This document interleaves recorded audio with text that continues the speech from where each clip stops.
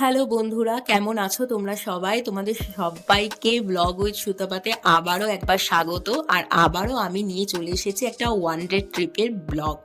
তোমরা এর আগের বিষ্ণুপুর ব্লগটা আমার এত পছন্দ করেছো, এত কমেন্ট করেছো যে আবার একটা এরকম ট্রিপ দেখতে চাই, একটা শর্ট ট্রিপ আবারও একটা হয়ে যাক। পার্সোনালিও রিকোয়েস্ট এসছে আমার কাছে। তো যাই হোক, সেই সবের জন্যই বলো আবার একটুখানি চট করে বেরিয়ে পড়া, একটা কাজও ছিল, দরকারও ছিল। সেই সব করা প্লাস একটু টুক করে ঘুরে আসা যাকে বলে, সব মিলিয়ে আবার একটা ওয়ান ডে ট্রিপ। তো এবার যাচ্ছি কোথায়? এবার যাচ্ছি ঝাড়গ্রামের উদ্দেশ্যে। তো বেরিয়ে পড়ে তো যেটা হয়, সকালবেলা বেরিয়ে তো একটু টিফিন করতেই হবে বলো। তো সেই জন্য একদম রোডের সাইডে আমরা দাঁড়িয়েছি। তোমার যে হোটেলটায়, সেটা হলো নিউ ঘোষ হোটেল। বেশ ভিড় ছিল, কিন্তু ভেতরে কেবিন এরিয়াটা একটু ফাঁকা ছিল, তো আমরা সেই জন্য কেবিন এরিয়াটাতেই বসে পড়েছিলাম। আর ঠান্ডা তো বেশ ভালোই ছিল, তাই প্রথমে আগেই মেনু দেখার আগে সবার প্রথম যেটা অর্ডার করছি সেটা হলো চা। উফ, সেই মাটির ভাঁড়ে গরম চা, উফ খুব ভালো লেগেছে। তারপর যে যার মতো করে তাদের মেনুটাকে, মানে ব্রেকফাস্ট মেনুটাকে বেছে নিয়েছে। যেমন কেউ নিয়েছে পুরি সবজি, কেউ নিয়েছে আলুর পরোটা উইথ আচার। আর ডিম টোস্টটা কিন্তু মাস্ট, মানে ধাবাতে গেলে মানে কিছু খাই না খাই, তোমার ডিম টোস্টটা খেতে কিন্তু কেন জানি না বেশ বাড়ির থেকেও মনে হয় যেন বেশি টেস্টি হয়েছে। আর সত্যি ভালো খেতে ছিল। তবে আলুর পরোটাটা আমার অতটা ভালো লাগেনি, কিরকম যেন নানের মতো ফুলা ফুলা টাইপের একটা আলুর পরোটা। তো যাই হোক, আমার সেটা ভালো লাগেনি। তো অবশেষে আমরা গাড়িতে মানে ব্রেকফাস্ট করে কমপ্লিট করে আবার বেরিয়ে পড়েছি। এবং এটা যে টোলটা আমরা এখন ক্রস করলাম, এটাই আমাদের লাস্ট টোল ছিল। সেই টোলটা ছিল বালিভাষা টোল প্লাজা। সেটা ক্রস করার পর বেশ কিছুটা এগিয়ে গিয়ে আবার মনে হলো যে একটু দাঁড়াই। রাস্তাগুলো ভীষণ সুন্দর, তো বিষ্ণুপুর বলো ঝাড়গ্রাম বলো, এই রোডগুলো এত সুন্দর হয় যে মনে হয় একটুখানি দাঁড়িয়ে পড়ি। আর একটানা গাড়িতে এতটা জার্নি করলে মাঝখানে ব্রেক দেওয়াটা খুব জরুরিও হয়ে পড়ে। তো পাশে একটা পরিত্যক্ত কারখানা ছিল, আমরা বিভিন্ন রকম মজার গল্প করছিলাম সেটা নিয়ে আর কি। তো ওখানে দাঁড়িয়ে কিছুটা সময় নিজেদের ফটোশ্যুট করলাম। তারপরে দেখলেই যে বাচ্চাটা একটু খেললো, খেলাধুলা কমপ্লিট করে তো আবার বেরিয়ে পড়েছি।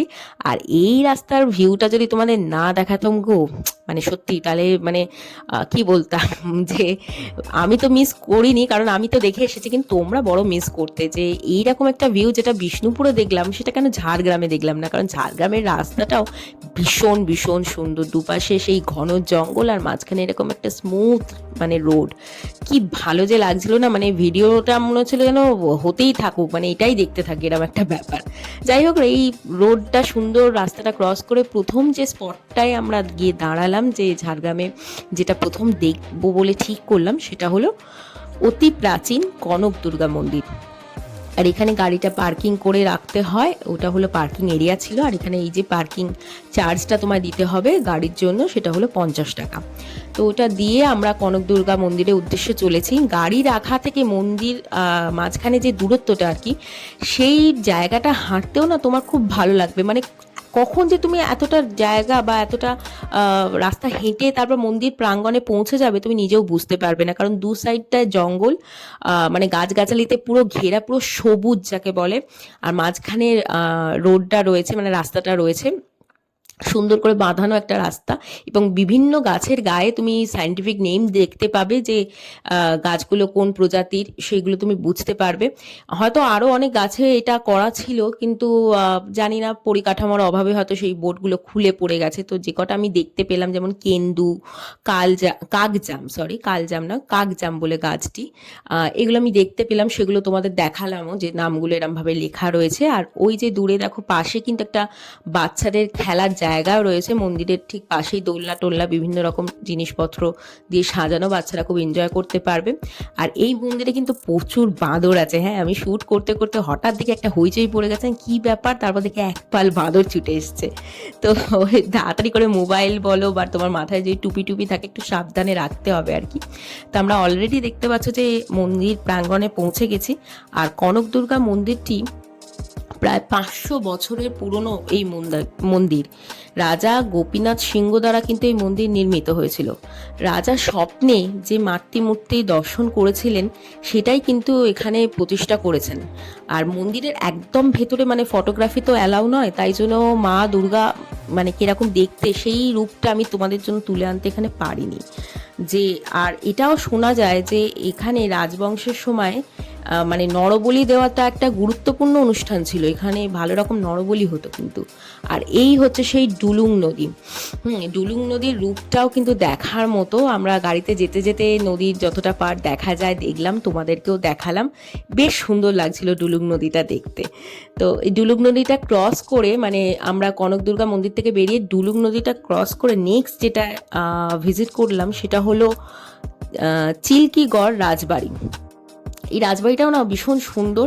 বড় রাস্তার ওপরেই রাজবাড়ি প্রবেশের একটা বড় তোরণদ্বার এই যে দেখা যাচ্ছে। আর বাঁ দিকেই দেখো একটা বিশাল বড় অশ্বত্থ গাছ, বহু বছরের পুরনো, আর একটা উন্মুক্ত প্রান্তর। মানে এত ভালো লাগছিল ঢুকে যে একটা বিশাল মাঠ, তার মধ্যে এই রাজবাড়িটা অবস্থিত, আর সুন্দর একটা অশ্বত্থ গাছ রয়েছে। প্রায় 300 বছর আগে জামবনির রাজা ছিলেন ভূমিপুত্র সামন্ত রাজা গোপীনাথ সিংহ, এবং চিল্কিগড় ছিল তার রাজধানী। তো সেইটারই আমরা রাজবাড়ির অংশটা ঘুরে ঘুরে দেখছিলাম। অবশ্যই বেশ কিছু অংশ মানে পরিত্যক্ত হিসেবেই রয়েছে। আর উল্টো দিকে ওই যে মন্দিরের চূড়াটা দেখা যাচ্ছে, ওটাই কিন্তু রাধা গোবিন্দের পুজো হয়। আমরাও প্রথমে ভেবেছিলাম ওই চূড়াটা দেখে যে হয়তো মন্দিরটি মানে পরিত্যক্ত অবস্থাতেই হয়তো পড়ে আছে। তারপর দেখছি ঘন্টার ধ্বনি শোনা যাচ্ছে, মন্ত্রপাঠ হচ্ছে।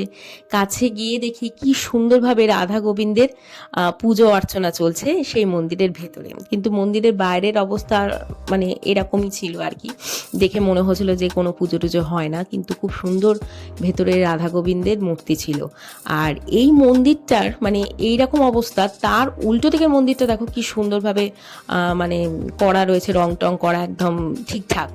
তো ওখানে দরজাটা বন্ধ ছিল, তাই ওটা কিসের মন্দির দেখা হয়নি। আর এই রাজবাড়ির যে দোতলাটা দূর থেকে দেখেই বোঝা যাচ্ছিল যে এখানে মানুষজন থাকে। তো এসব ঘোরা টোরা কমপ্লিট করে অবশ্যই তো খিদে পেয়ে যায়। তো আমরা সেরকমভাবে খেতে চলে গেছিলাম। তোমাদেরকে দেখালাম যে যেখানে খেতে গেছি সেখান থেকে বেরিয়েই দেখছি গাড়িটা রেখে যে ঝাড়গ্রামের একটা দৈনন্দিন জীবনে মানে ওখানে যে যারা বাসিন্দা আর কি, তাদের একটা জীবনের ছোট্ট চিত্র আমার সামনে ধরা পড়লো, যে এরমভাবে মাথায় কাঠ বয়ে নিয়ে চলেছে। আর তারা যে রাস্তাটা দিয়ে যাচ্ছিল আমি একটু হেঁটে গিয়ে দেখলাম যে আরে এই তো ঝাড়গ্রাম রাজবাড়ি। ঢুকতে গেলাম কিন্তু বাধা পড়লো। বাধাটা এটাই যে আমি জানতাম না এখানে আগে থেকে নাকি পারমিশন নিয়ে আসতে হয়। তো গেটের সামনে দাঁড়িয়ে ওই যে ছোট্ট করে যেটুখানি দেখালাম ওইটুখানি দেখতে পেয়েছি আমিও।